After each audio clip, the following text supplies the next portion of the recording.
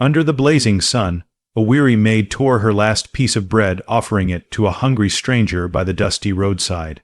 Her hands trembled with hunger, but her heart overflowed with kindness. What she didn't know was that the stranger wasn't a beggar at all, but the very man who owned the ranch she worked on, and this single act of compassion was about to change her destiny forever. The wind came first sharp and bitter, tearing through the valley like something alive and hungry. It rattled the warped door of the servant's shack, slipped through gaps in the wood, and stirred the embers in the iron stove until they glowed like wounded eyes. Clara pulled her shawl tighter, fingers numb despite the wool, and listened to the storm swallow the world outside. Snow hissed against the single window, each flake a whisper of winter's cruelty.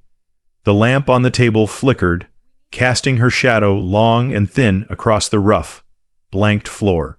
She had just begun to knead the last of her flour, enough for one small loaf, maybe two if she stretched it with water, when the sound came. Not the wind, not the creak of old timber, something heavier. A thud, dull and final, like a sack of grain dropped against the door.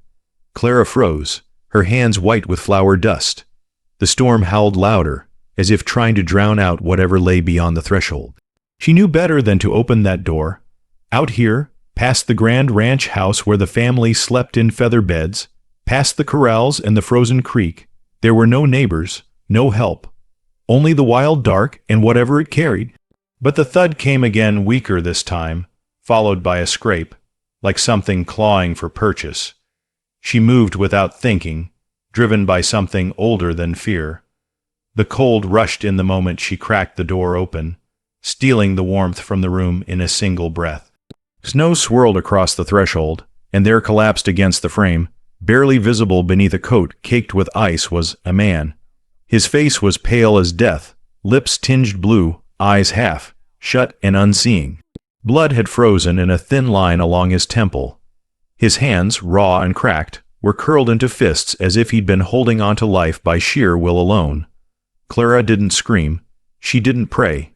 She grabbed him by the shoulders and dragged him inside.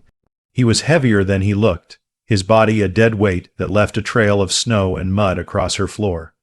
She kicked the door shut with her heel, the wind protesting with a final shriek before the latch caught.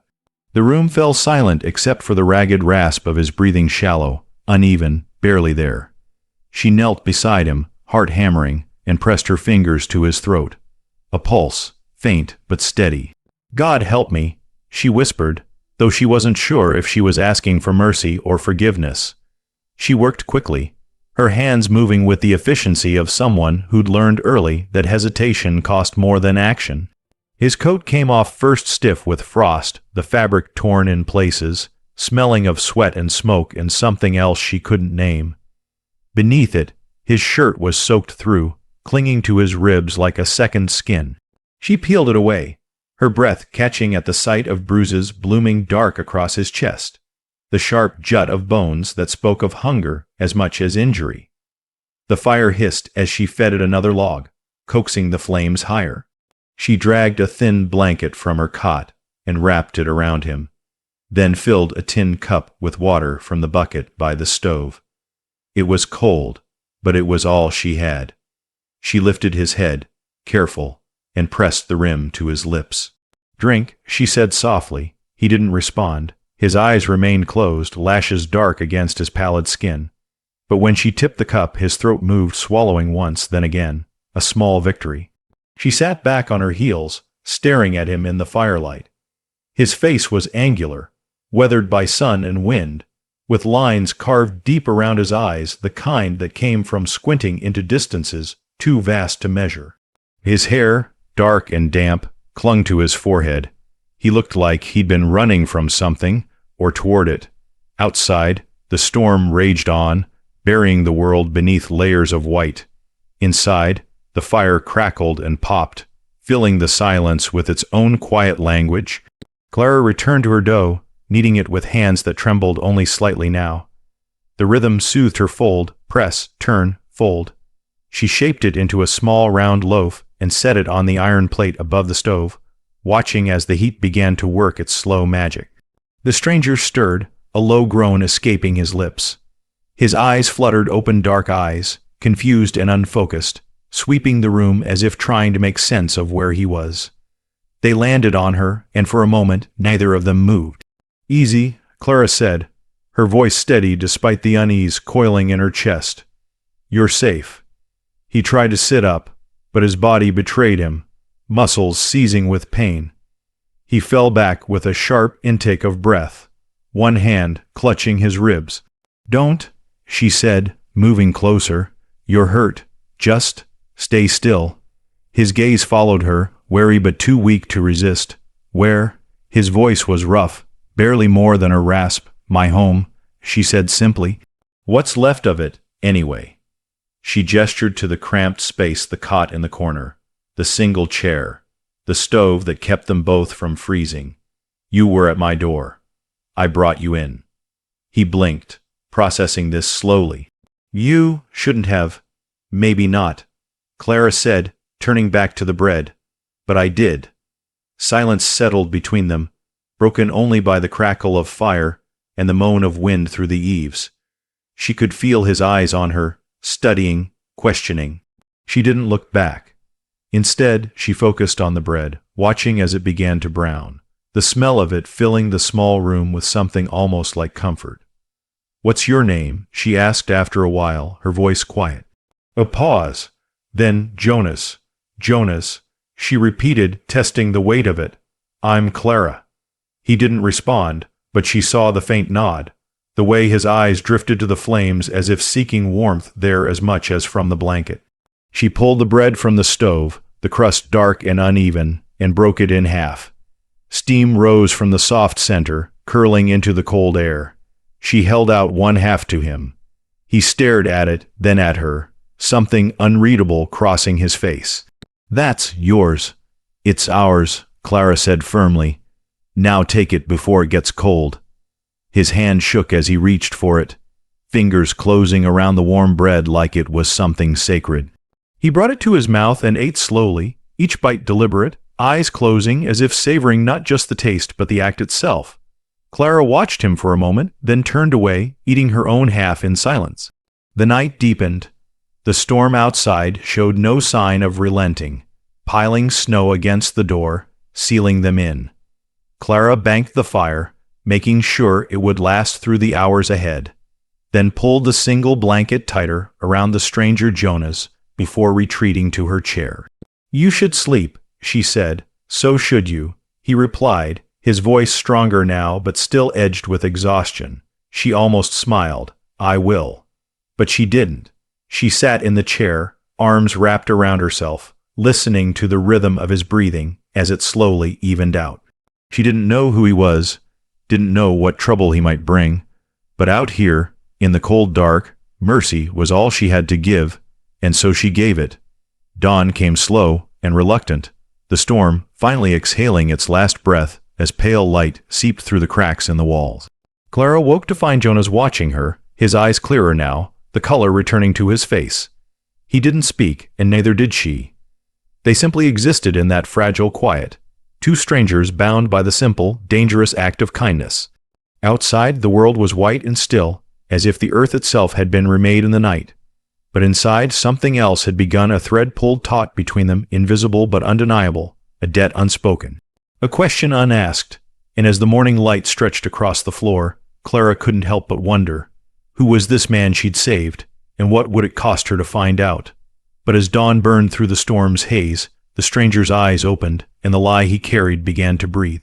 The storm left behind a world transformed white drifts, piled high against the servant's shack, icicles hanging like teeth from the eaves, and a silence so complete it felt like the earth itself was holding its breath. By the time the sun climbed above the eastern ridge, the snow had already begun its slow surrender, melting into gray slush that turned the pathways into rivers of mud. Clara stood at the window, watching the main ranch house wake. Smoke rose from 3 chimneys, thin and straight in the windless air.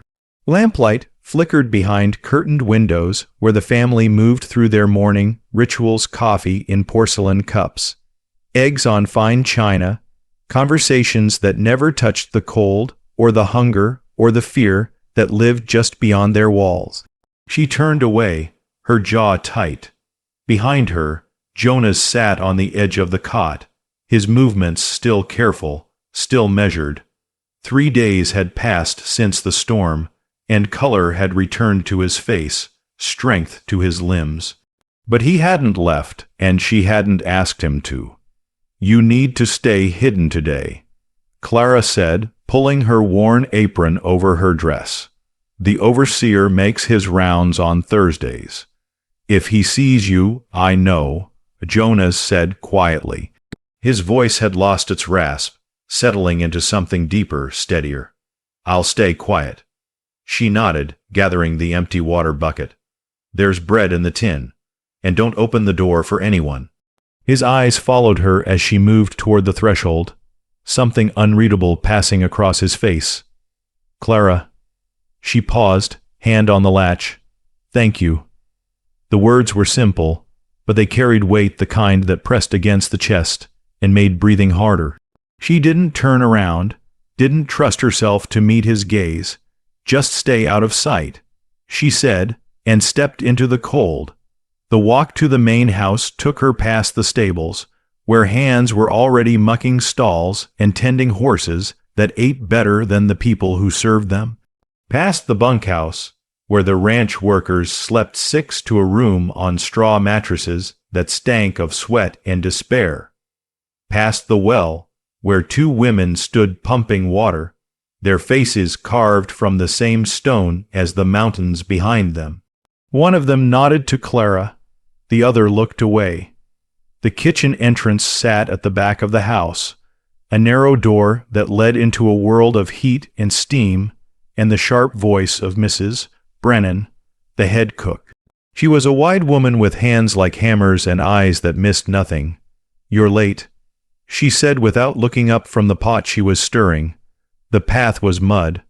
Clara replied, tying on her work apron. "The path is always something." Mrs. Brennan gestured toward a pile of potatoes that seemed to stretch from here to Sunday. "Peel those. The family wants lunch by noon, and the mistress is already complaining about the cold." Clara picked up a knife and began to work, her hands moving with practiced efficiency. The kitchen was warm, almost suffocating after the bitter chill outside, and the smell of roasting meat made her stomach twist with hollow want. She'd eaten nothing but half a crust that morning, saving the rest for Jonas. She still wasn't sure why. The morning bled into afternoon, a procession of tasks that left no room for thought, scrubbing pots, hauling water, sweeping floors that would be dirty again by evening. Through the doorway, she caught glimpses of the family. Mr. Calloway in his fine wool suit, reading a newspaper in the parlor. His wife, draped in silk despite the mud outside, directing the maids with a voice like cut glass. Their daughter, pale and pretty and bored, picking at her lunch as if the food itself had offended her. Clara kept her eyes down and her hands moving. It was nearly 3 when the overseer arrived. His name was Garrett, and he wore his authority like a second skin, all swagger and sharp edges, with a voice that carried across the yard like a whip crack. Clara heard him before she saw him, his boots heavy on the porch, his laughter too loud for the quiet house. "Mrs. Brennan," he called, pushing through the kitchen door without knocking. "The boss wants an accounting of supplies. Says we're going through flour faster than we should." Mrs. Brennan wiped her hands on her apron, her expression neutral. "I keep the books. Everything's accounted for." "That's so." Garrett's eyes swept the kitchen, landing on Clara for a moment longer than necessary. "Funny thing, though. Heard one of the hands saw smoke coming from that shack out past the creek. The one where you stay." His gaze settled on her fully now.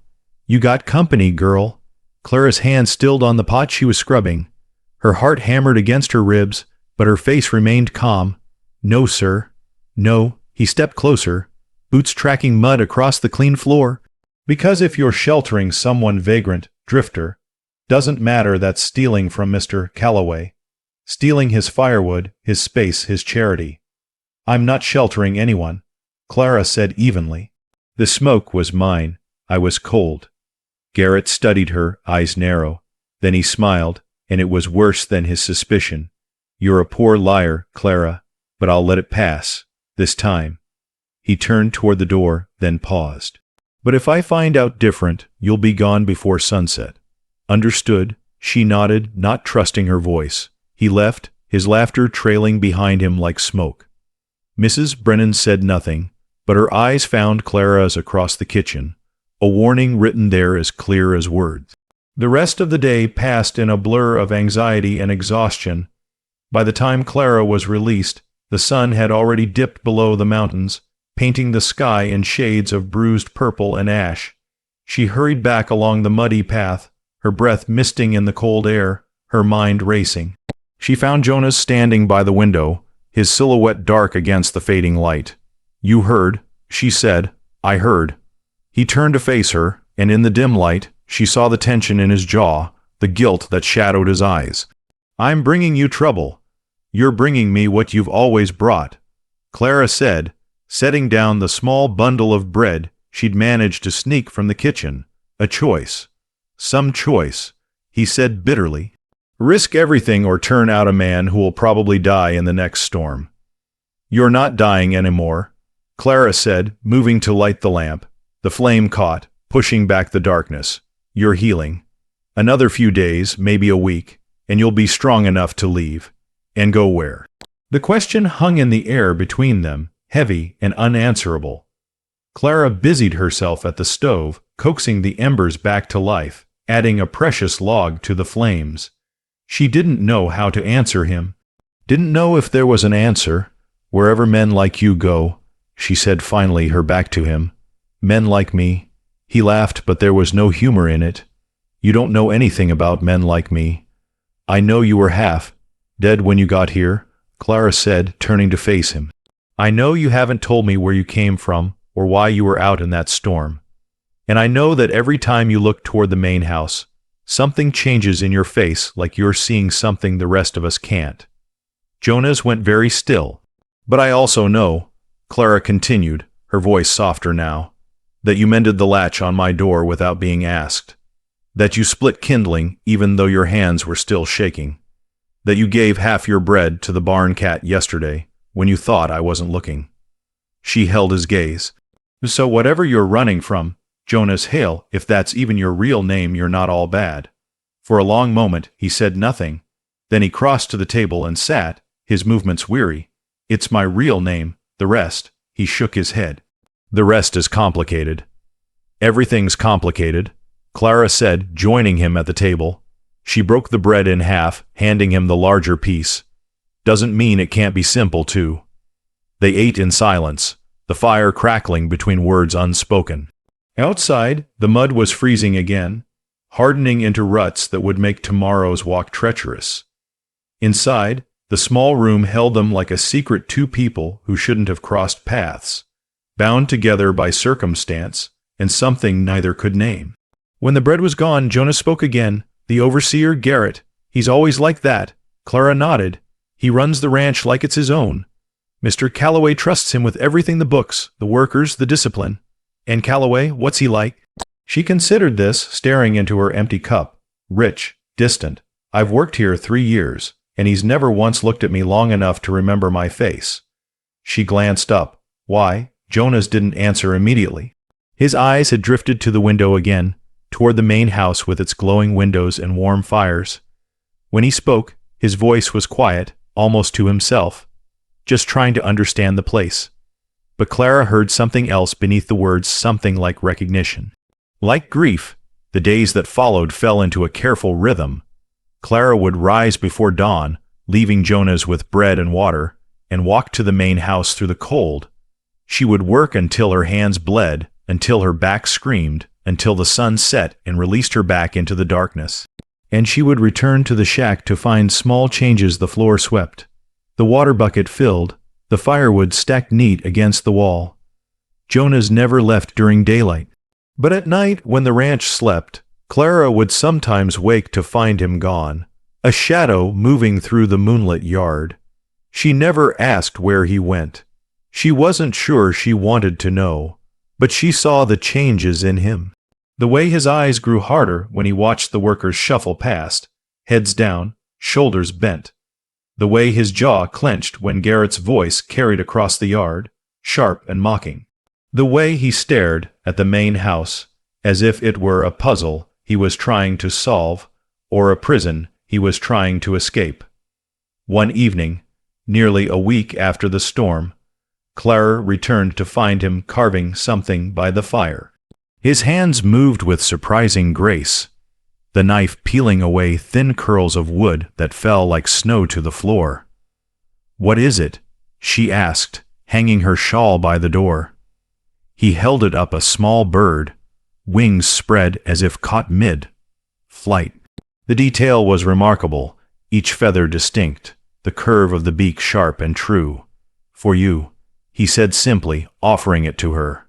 Clara took it, her fingers tracing the smooth wood. Something in her chest tightened, not with fear, but with something far more dangerous. "It's beautiful. You gave me bread when I had nothing," Jonas said. "Seems only fair." She looked at him, then really looked, at the man who'd nearly died on her doorstep, who now sat carving birds from scraps of wood, who watched the ranch with eyes that held too many secrets. And she realized, with a clarity that was almost painful, that she'd stopped seeing him as a stranger. "Jonas," she began, but the words caught in her throat. He met her gaze, and for a moment, the walls between them thinned. She saw the loneliness there, the guilt, the weight of things unsaid, and she wondered if he saw the same in her, the years of service, the small humiliations, the hunger that was more than just the body's need. But before either could speak, a sound shattered the moment. Boots on the path, voices raised, the unmistakable cadence of men looking for trouble. Jonas was on his feet in an instant, his body tense. "Hide," Clara whispered urgently, but it was already too late. The door burst open without warning, and Garrett stood framed in the threshold, two ranch hands behind him, all of them carrying the hard confidence of men who'd never been told no. "Well, well," Garrett said, his eyes landing on Jonas. "Looks like you are a liar after all, Clara." Clara stepped between them, her heart racing. "He was injured. I was helping. You were stealing." Garrett cut her off. "Firewood, food, shelter that belongs to Mr. Calloway. That's theft, girl." His gaze slid to Jonas. "And you got a name." Jonas said nothing, his face a careful mask. Garrett's smile widened. "Doesn't matter. You're trespassing. Both of you are done here." "She didn't do anything wrong," Jonas said, his voice low but carrying an edge that made Garrett's smile falter. "I came here. She took pity. That's not a crime." "It is when it costs the ranch." Garrett shot back. "Now get your things. You're both out by morning." "No." The word came from Jonas, flat and final. The room went very still. Garrett's eyes narrowed. "You telling me no, boy?" Jonas stepped forward, and something in his bearing changed. Shoulders back, spine straight, a quiet authority that seemed to fill the small space. "I'm telling you to reconsider." For a moment, Clara saw confusion flicker across Garrett's face, as if he were trying to place something familiar in the stranger before him. Then his expression hardened, and he spat on the floor. "Get out by dawn," he said, "or I'll have the sheriff drag you both out in chains." He turned and left, his men following, their laughter crude and sharp in the night air. The door swung shut. Silence rushed in to fill the void. Clara turned to Jonas, her hands shaking. "What do we do?" Jonas stared at the closed door, his jaw tight, eyes burning with something Clara couldn't name. When he finally spoke, his voice was quiet but edged with steel. "We don't run." "Then what?" He looked at her, and in the lamplight, she saw the man beneath the disguise, whoever he truly was, whatever he'd been running from. And she saw the decision settle over him like armor. "Tomorrow," Jonas said, "things are going to change." Outside, the mud was freezing again, turning the world hard and unforgiving. But inside, something else was hardening too, a resolve born of injustice, a quiet fury that had been building since the moment a poor maid shared her bread with a stranger. And as the fire burned low, Clara held the carved bird in her hands and wondered if mercy could ever truly be repaid. or if it always demanded more than it gave. But when a rider arrived with news from the town, the peace of her secret began to crack like thin ice. The rider never came. Dawn broke cold and clear, the sky washed pale as bone, and Clara woke with her heart already racing, braced for the sound of boots and chains. But the hours passed in brittle silence. No sheriff, no Garrett, no men with hard eyes and harder hands. Just the wind, moving through the bare branches like a whispered reprieve. She stood at the window, watching the ranch wake as it always did smoke from the chimneys, workers shuffling toward the stables, the world turning on its axis as if nothing had changed.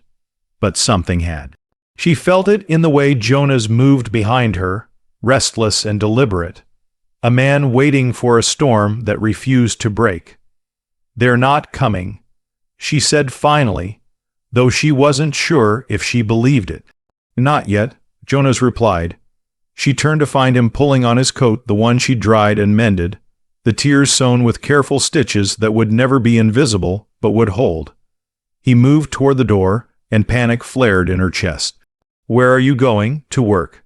"Jonas, if they want me gone, they'll have to drag me," he said, his voice calm but immovable. "Until then, I'm just another hand trying to earn his keep."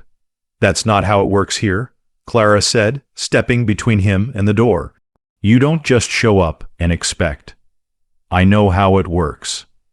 His eyes met hers, and she saw something fierce there, something that had been building beneath the surface since the night Garrett stood in her doorway. But maybe it shouldn't work that way. Before she could respond, he was gone, slipping out into the cold morning. Clara stood frozen for a moment, torn between following and staying, between caution and the strange, wild hope that maybe, just maybe, things could be different. She chose to follow. By the time she reached the stables, Jonas was already there, sleeves rolled despite the cold, mucking out a stall with the kind of efficiency that spoke of muscle memory. The other hands watched him warily, unsure what to make of this stranger who'd appeared from nowhere and refused to disappear. One of them, a grizzled man named Tucker, with more scars than teeth, finally spoke. "You got permission to be here." Jonas didn't look up. "I got 2 hands and a strong back. That's all the permission I need." Tucker spat into the hay. "That ain't how Garrett sees it." "Then maybe Garrett's not looking hard enough," Jonas said, finally straightening. He met Tucker's gaze without flinching. "You need help or not?" For a long moment, Tucker studied him. Then, slowly, he nodded toward the next stall. "Mule's been favoring his left hind. Might be a stone." Jonas moved without hesitation, and Clara watched as he approached the mule, an old, ornery beast that had kicked 2 men last month with a gentleness that bordered on reverence. He spoke to it softly, words too low to hear, his hand steady on its flank. The mule tensed, then settled, and Jonas lifted the hoof with practiced ease. Tucker's eyebrows rose. "I'll be damned." Clara released a breath she hadn't known she was holding. The morning unfolded in fragments of unexpected grace. Jonas moved from task to task with quiet competence, mending a broken fence rail, hauling water to the troughs, helping Tucker wrestle a rusted gate back onto its hinges. He didn't speak more than necessary, but his presence shifted something in the air. A subtle realignment that Clara couldn't quite name. She returned to the main house, her mind churning, but the work swallowed her whole floors to scrub, linens to wash, endless demands from people who never thought about the hands that served them. It wasn't until late afternoon, when Mrs. Brennan sent her to fetch fresh eggs from the coop, that she saw him again. He was by the well, washing his hands in the icy water, his face flushed from exertion. When he looked up and saw her, something softened in his expression, a crack in the armor he'd worn all day. "You survived," Clara said, setting down her basket. "So far." He dried his hands on his trousers, grimacing at the blisters forming on his palms. "Tucker says I can come back tomorrow, if I'm still here." "And if you're not?"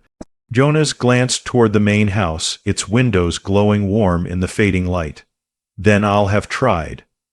Clara studied him in the golden hour glow, this man who'd arrived broken and was somehow putting himself back together by fixing the things around him. Why, she asked softly, why stay when leaving would be easier? He was quiet for a long moment, his gaze distant. Because I've spent too long leaving, he said finally. Maybe it's time to stay and see what breaks. Before she could respond, a voice cut through the air like a blade. Clara, she turned to see Garrett striding toward them, his face dark with anger. Her stomach dropped. You've got some nerve, Garrett said, stopping a few feet away. His eyes flicked to Jonas, then back to her. I told you he was gone by morning. And I told you, Jonas said, stepping forward, that we weren't running. Garrett's hand moved to the pistol at his hip, not drawing it, but making its presence known. You don't give orders here, boy. Neither do you. The words hung in the air, dangerous and defiant. Clara saw Garrett's jaw clench, saw the calculation in his eyes as he weighed his options. Around them, work had stopped. Hands had gathered at a distance, watching, waiting to see how this would end.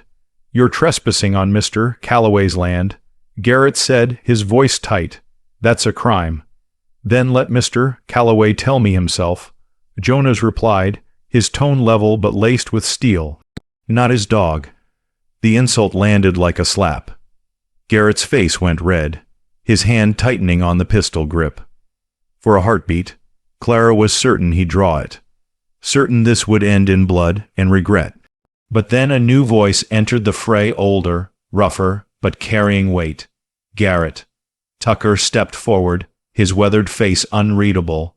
Boy worked good today. Worked better than some who've been here years. He spat into the dirt. Seems a shame to run off a man willing to earn his keep. Garrett rounded on him. You defending him, I'm saying what I saw. Tucker said with a shrug. You want to throw him out, that's your call. But you'll be short a hand come morning, and the boss won't like that. Two men stared at each other, tension crackling between them like heat lightning. Then Garrett turned back to Jonas, his eyes murderous. 1 week. He said through gritted teeth. You've got 1 week to prove you're worth the trouble. But you step out of line even once, and you're gone. Understand? Jonas nodded slowly. Understood. Garrett's gaze shifted to Clara, cold and promising.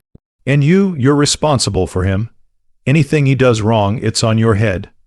She lifted her chin, refusing to flinch. Fine. Garrett held her stare a moment longer, then turned and stalked away, his fury trailing behind him like smoke. The gathered hands slowly dispersed, returning to their work with sidelong glances and muttered conversations. Tucker clapped Jonas on the shoulder once, hard, then walked off without another word. Clara let out a shaky breath, her hands trembling. That was stupid, Jonas finished, his expression grim. I know. I was going to say brave. She looked at him, seeing the tension in his shoulders, the way his hands had curled into fists. But stupid works too. He almost smiled. Almost that night, they sat together in the small shack, the fire burning low, eating a thin stew Clara had made from scraps and hope. The carved bird sat on the narrow windowsill, catching the firelight, its wings frozen mid-flight. You called him a dog, Clara said after a while, breaking the companionable silence. Jonas stared into his bowl. I shouldn't have. No, she agreed, but it was true.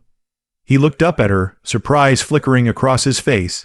Then something else, something almost like gratitude. You're not what I expected. What did you expect? Someone afraid, he said simply. Someone beaten down by this place. Clara considered this, stirring her spew thoughtfully. I am afraid, she admitted, and this place has beaten me down more times than I can count. She met his gaze, but fear and resignation aren't the same thing. One keeps you alive, the other kills you slowly. Jonas was quiet for a long moment. Then he set down his bowl and leaned forward, elbows on his knees, his voice low. Can I tell you something? You can tell me anything, Clara said and meant it. He seemed to struggle with the words, his jaw working. Finally he spoke. When I was out in that storm, before I found your door, I'd given up. I was ready to just stop Let the cold take me." He looked at the fire, not at her. "And then I saw your light. This tiny, impossible light in all that darkness, and I thought, maybe there's still something worth fighting for." Clara's throat tightened. "Jonas, I'm not a good man," he continued, his voice rough. "I've made choices that hurt people, choices I can't take back, but being here with you," he finally met her eyes, "you make me want to be better." The words settled between them, fragile and fierce. Clara wanted to reach for him, to bridge the distance that felt both vast and infinitesimally small. But she held herself still, afraid that one wrong move would shatter whatever this was.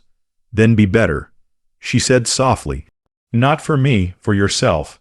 He nodded slowly, something like resolution settling over his features. The days that followed were unlike anything Clara had known.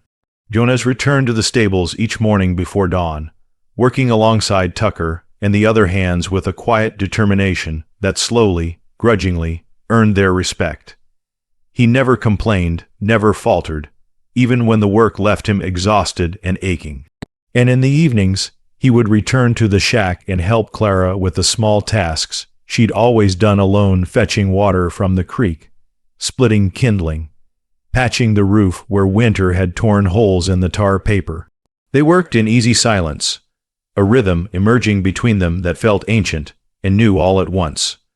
One afternoon, Clara returned early to find him in the small patch of earth behind the shack, turning the frozen soil with a rusted spade. "What are you doing?" she asked, setting down her basket. "Making a garden," he said, pausing to wipe sweat from his brow despite the cold. "Spring's coming. Thought you might like to grow something." Clara stared at the dark earth, at the careful rows he'd marked with string and stakes. Something in her chest cracked open, not breaking, but blooming. "I've never had a garden," she said quietly. Jonas looked up at her, and in the slanting sunlight, she saw him fully, not the stranger from the storm, not the mysterious drifter, but simply a man trying to plant hope in frozen ground. "You do now?" he said. That night they sat by the fire as they always did, but something had shifted. The air felt warmer, the silence less heavy. Clara mended a shirt while Jonas carved another bird, a sparrow this time, smaller and more delicate than the first. "Why birds?" she asked, watching his hands work. He didn't answer right away, his knife moving in careful strokes. "My mother used to say that birds were free in a way people never could be," he said finally. "No borders, no rules, no one telling them where they could or couldn't go." He held up the half-finished sparrow. "I guess I always wanted that freedom." And now, Jonas set down the knife, his expression thoughtful. "Now I'm thinking maybe freedom isn't about going wherever you want. Maybe it's about choosing to stay somewhere that matters." Their eyes met across the fire, and Clara felt the weight of everything unspoken pressing down on her chest, all the questions she hadn't asked, all the truths he hadn't told. But in that moment, none of it seemed to matter as much as this: the warmth of the fire, the rhythm of their breathing, the simple fact that neither of them was alone. "Jonas," she said softly, "Clara." And in the speaking of their names, something settled, a foundation laid, fragile but real. The week Garrett had given them passed, then another. No one came to throw Jonas out. Tucker vouched for him, grudgingly at first, then with genuine respect.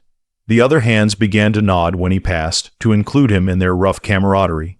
Even Mrs. Brennan, who noticed everything, seemed to soften when she saw Clara arriving with a bit more light in her eyes. But Jonas still watched the main house with that same troubled gaze.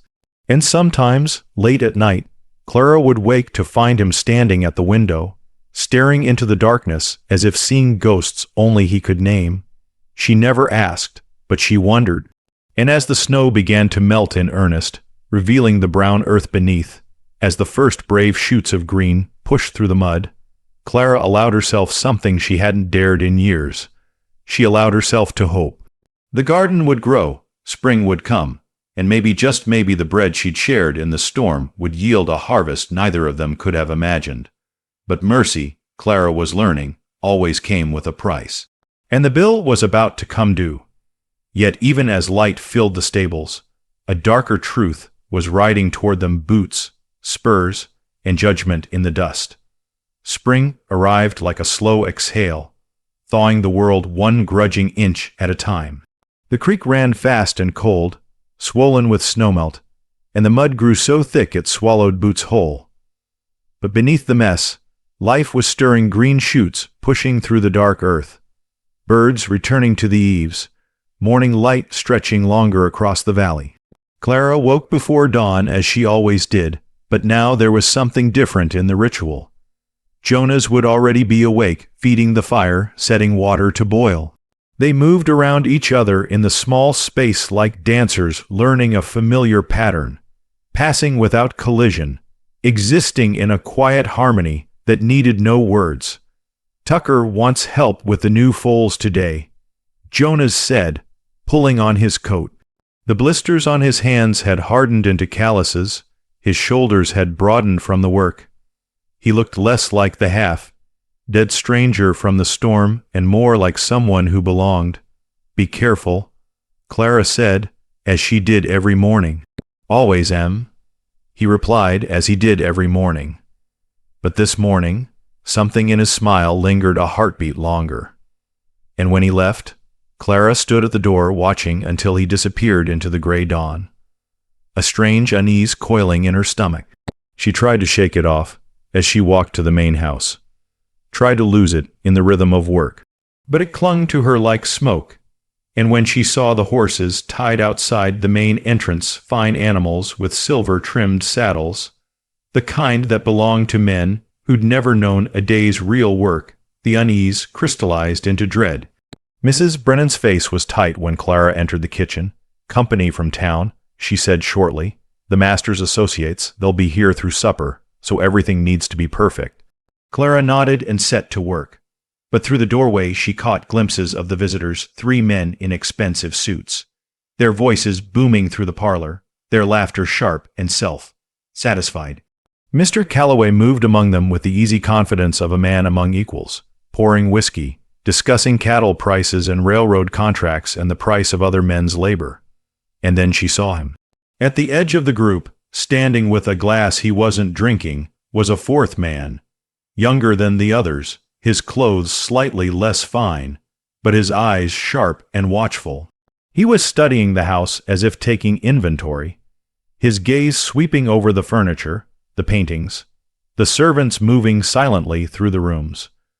When those eyes found Clara, they stopped. She felt pinned, exposed, as if he could see straight through her to every secret she carried. Then his gaze moved on, and she could breathe again. But the moment left her shaken. The morning crawled past. Clara worked mechanically, scrubbing and serving and trying to stay invisible. But the house felt different with these men in it, smaller somehow, the air heavier, as if their presence compressed everything around them. It was just past noon when she heard the shouting. She was in the laundry room, elbow deep in wash water, when Garrett's voice cut through the walls like an axe through timber. "Get everyone to the yard, now." Mrs. Brennan appeared in the doorway, her face pale. "Go," she said to Clara. "All hands. Something's happened." Clara dried her hands and moved quickly, her heart hammering. Outside, the spring sun was warm despite the mud, and the workers were already gathering ranch hands, stable boys, kitchen staff, all of them drawn by Garrett's voice and the promise of trouble. Jonas stood near the back, his expression carefully neutral. When he saw Clara, his eyes asked a question she couldn't answer. Mr. Calloway emerged from the house, flanked by his visitors. He moved to the center of the yard, Garrett at his side, and raised a hand for silence. The gathered workers went still. "It has come to my attention," Calloway began, his voice carrying across the yard with practiced authority, "that there has been theft on this ranch." A ripple of unease moved through the crowd. "Supplies have gone missing. Flour, bread, firewood." Calloway's eyes swept over them, cold and measuring. "Small things, perhaps, but theft is theft, and I will not tolerate it under my roof." Clara's blood ran cold. "Now," Calloway continued, "I'm a fair man. I'm willing to overlook this transgression if the guilty party comes forward. But if I have to root out the thief myself." He let the threat hang in the air, unfinished but clear. No one moved. No one spoke. Garrett stepped forward, his smile predatory. "Maybe I can help narrow it down, sir." His gaze found Clara in the crowd, pinning her like a butterfly to cork. Seems to me we should start with those who have been acting suspicious, those who have been taking in strays. Clara's stomach dropped. Clara, Garrett called. Step forward. Every eye turned to her. The world narrowed to a tunnel, her heartbeat deafening in her ears. She felt Jonas tense beside her, felt his hand twitch as if to reach for her, but she stepped forward alone, her chin raised, refusing to show the fear that was eating her alive. "Sir," she said, her voice steadier than she felt. "I haven't stolen anything, that's so." Garrett circled her slowly, a wolf savoring the hunt, "because I've been keeping watch, and I've seen smoke from your shack at all hours, seen you carrying bread you shouldn't have, seen you sheltering a man who's got no business being here." He stopped in front of her, close enough that she could smell the tobacco on his breath. "That sounds like theft to me." "I've taken nothing that wasn't mine," Clara said, meeting his eyes. "The bread was my portion. The firewood was scrap. And the man?" She hesitated, aware of Jonah's watching, aware of the trap closing around them both. "The man was dying. I gave him shelter. That's not a crime." "It is when you're using the ranch's resources to do it," Garrett shot back. He turned to Calloway. "Sir, I recommend we dismiss her immediately. Make an example of her. Show the others what happens when they steal from you." Calloway studied Clara with the same distant expression he always wore, as if she were a problem in arithmetic rather than a person. "Do you have anything to say in your defense?" Clara opened her mouth, but before she could speak, Jonas pushed through the crowd. "She's telling the truth." Every head swiveled toward him. Garrett's expression darkened. "You don't get a say in this, boy." "I do when you're lying," Jonas said, his voice cutting through the tension like a blade. He moved to stand beside Clara, and she wanted to scream at him to run, to save himself, but her voice was frozen in her throat. "She didn't steal anything. What she gave me, she gave from her own share. She went hungry so I wouldn't." He turned to Calloway. "If anyone's guilty here, it's me. So punish me and leave her alone." Garrett laughed harsh and ugly. "Oh, we'll punish you, boy. Don't worry about that." But Calloway raised a hand, silencing him. His eyes were on Jonas now, studying him with sudden, sharp interest. "What's your name?" "Jonas Hale," Jonas said steadily. "And where are you from, Mr. Hale?" A pause, almost imperceptible. "Nowhere that matters anymore." Calloway's eyes narrowed. "You've got the bearing of a man who's been more than a ranch hand. The way you stand, the way you speak." He stepped closer. "Who are you really?"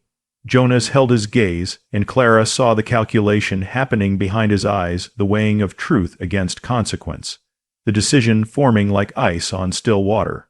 "I'm someone who knows what it's like to have power," Jonas said finally, his voice quiet but carrying weight, "and what it costs to use it wrong." The yard had gone utterly silent. Even the wind seemed to hold its breath. Calloway studied him for a long moment, then turned back to Clara. "Regardless of your intentions, you used ranch resources without permission. That constitutes theft." He nodded to Garrett. "She's dismissed. Pay her nothing. She's to be off the property by sundown." "No," Jonas stepped forward, his composure cracking. "She did nothing wrong. She harbored a vagrant and lied about it." Calloway said coldly, "That's enough." His gaze shifted to Jonas. "And you're fortunate I don't have you arrested for trespassing. But Tucker tells me you're a good worker, so I'll be merciful. You can stay if you can follow the rules." Jonas looked at Clara, his face a mask of anguish and rage. She saw him struggling, saw the words building behind his teeth, saw the moment he nearly threw everything away to defend her. "Don't," Clara whispered. "Please." Their eyes locked, and she willed him to understand that this wasn't his fight to win, that his sacrifice would only make things worse, that sometimes the only way forward was through the pain. Jonas's hands clenched into fists, his whole body vibrating with restrained fury. But he said nothing. Calloway nodded, satisfied. "Good. Then we're done here." He turned back toward the house, his visitors following, already moving on to the next matter of business. The crowd began to disperse, workers returning to their tasks with heads down and shoulders hunched. Tucker caught Jonas's arm, said something low that made Jonas's jaw clench harder. Then he too walked away. Only Garrett remained, his smile victorious and vicious. "You've got until sundown," he said to Clara. "And if I see you anywhere near this ranch after that, I'll make sure you regret it." He walked away, leaving Clara and Jonas standing alone in the churned mud of the yard. For a long moment, neither spoke. The sun was warm on Clara's face, but she felt cold all the way through a bone, deep chill that had nothing to do with the weather. "Clara," Jonas began, his voice broken. "Don't," she said, her own voice barely above a whisper. "Just don't." She turned and walked toward her shack, each step feeling like it covered miles. Behind her, she heard Jonas following, his boots sucking at the mud, but she didn't stop, couldn't stop. If she stopped, she would shatter. Inside the small room that had been her home for 3 years, Clara began to gather her things. There wasn't much: a spare dress, a shawl, the carved bird from the windowsill. Her hands moved mechanically while her mind screamed, "This isn't right." Jonas said from the doorway, his voice raw, "This isn't justice." "Justice," Clara repeated, and the word tasted like ash. "There's no justice for people like me, Jonas. There never has been." She folded the dress, her movements precise to keep her hands from shaking. "You should have stayed quiet. You should have let me take it alone." "I couldn't," he said fiercely. "I couldn't just stand there and watch them destroy you for showing mercy." "Well, now I'm destroyed anyway." Clara shot back, and the anger felt good, felt cleaner than the fear. "And you get to stay here and keep working for the man who did it. How does that feel?" Jonas flinched as if she'd struck him. "Clara, go," she said, her voice breaking. "Please, just go." "I can't." "Yes, you can." She turned to face him, and the tears she'd been holding back finally spilled over. "You can because you have to. Because if you walk away from this ranch now, everything I did, everything I risked, was for nothing." She wiped her eyes angrily. "So stay, work, be the man you said you wanted to be, and let me go." Jonas stood frozen in the doorway, his face a portrait of agony. She saw him wrestling with himself, saw the desperate need to fix this warring with the terrible knowledge that he couldn't. "I'm sorry," he whispered finally. "God, Clara, I'm so sorry."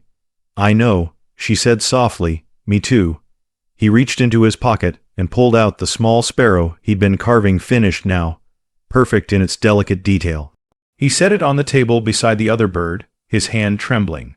"For when you fly," he said. Then he turned and left, and Clara was alone.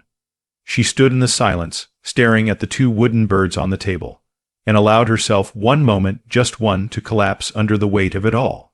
Her shoulders shook, her breath came in gasps, and she pressed her fist against her mouth to keep from screaming. But then the moment passed, because that's all she could afford, one moment of breaking before she had to rebuild. Clara finished packing her few belongings into a worn sack. She took one last look at the small room where she'd survived 3 hard years, where she'd pulled a dying man from the snow, where she'd learned that mercy could be both a gift and a curse. Then she picked up the 2 carved birds, wrapped them carefully in her spare dress, and walked out into the afternoon light. The ranch continued its business around her as if nothing had changed. Men worked, horses moved, smoke rose from chimneys. The world turned with indifferent rhythm. She walked past the stables where Jonas stood with Tucker, his back to her, his shoulders rigid, past the main house where Calloway's laughter drifted through open windows, past the well where she'd drawn water every morning for 3 years, and she kept walking. The road stretched before her, muddy and uncertain, leading away from everything familiar toward nothing she could name.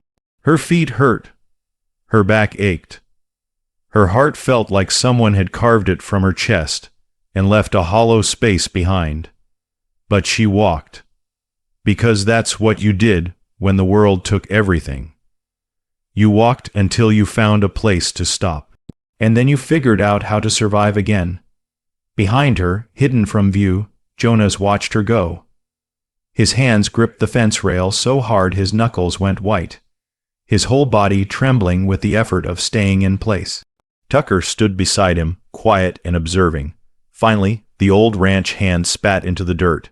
"You just gonna let her walk away?" Jonas's voice, when it came, was barely recognizable. "I don't have a choice." "Everyone's got a choice, boy." Tucker shook his head.